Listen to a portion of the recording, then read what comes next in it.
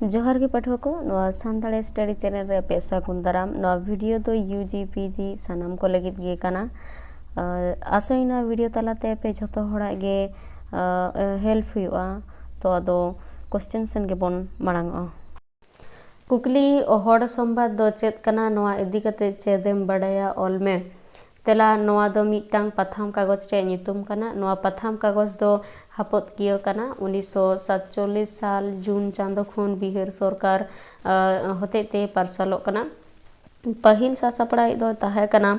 doctor Doman Sahu Sameer उना तायम दाराम सासापड़ा को दो हुयो काना केबल राम सोरेन चुनह सोरेन नितो सासापड़ा दो बाबूलाल मुर्मू आदिवासी क्रिश्चियन मिशनरी को बिदल रे जस्ती पथाम कागज रे हो संदेश बांग जमा काना क्रिश्चियन मिशनरी को बिदल तायनम सानताड़ी साहेद हाराबुरु लगिते अपनारा लेकाते साहेद चर्चाव कमी रे को धुरैना अडिगान अनलिया ओनाते मेन गानोआ जे क्रिश्चियन मिशनरी को बिदल तायनम दो नोआ पथाम गे पहलेते पारसाल लेना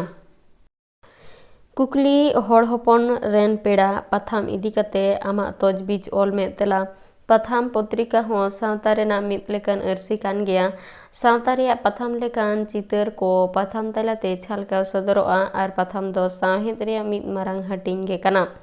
सानताड़ी साहेद नागाम तलाते बड़ाई ᱧᱟᱢ काना जे नोआ पथाम गे सानताड़ पथाम तलारे ऑल उतर पथाम दो काना 1890 साल रे पीओ बोर्डिंग आर रेवरेंट गन्स्टल्स साहेब तकिना सासापड़ाते बेनागड़िया मिशन प्रेस खन रोमान हरफते